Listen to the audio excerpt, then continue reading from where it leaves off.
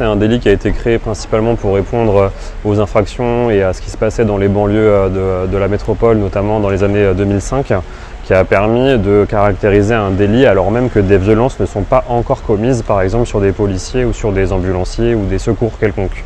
Donc c'est un délit qui fait encourir quand même 5 ans de prison et 7 si jamais c'est commis en réunion, qui nécessite pour l'accusation, le ministère public, de caractériser plusieurs éléments qui se cumulent.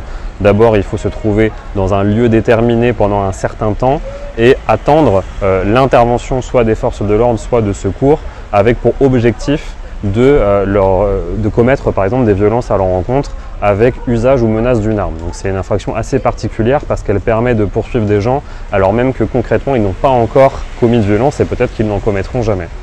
Ce qui était justement reproché à votre client qui, le soir d'Halloween, il y a 1 an, c'est ça? C'est ça, tout à fait. Avait été retrouvé avec des galets dans ses poches. Oui, exactement. Donc pour vous, c'est une infraction qui pose problème? C'est une infraction qui pose problème dans sa rédaction d'abord parce qu'elle utilise des termes qui sont un peu flous et qui pourraient être interprétés de beaucoup de manières différentes.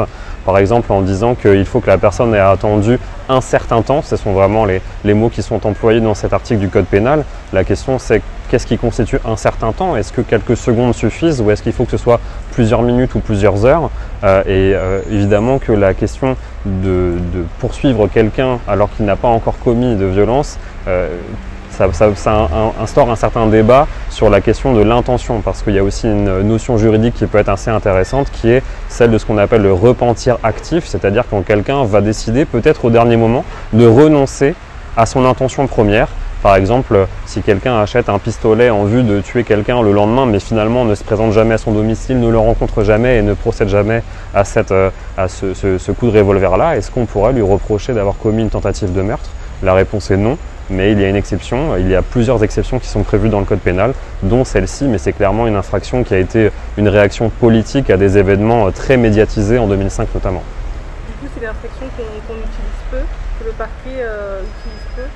C'est une infraction qui aurait vocation normalement à être utilisée pour doubler les infractions qu'on reproche. Par exemple, des gens attendent, soit une personne, soit plusieurs personnes effectivement attendent les secours ou les forces de l'ordre, puis commettent des violences, imaginons en leur lançant des cailloux, en leur lançant d'autres projectiles, et on pourrait les poursuivre à la fois pour le délit d'embuscade et pour l'infraction de violence. C'est pour aussi la rendre encore plus politique la poursuite pénale et en incitant les gens à ne surtout pas se rendre coupables de ce type d'infraction-là.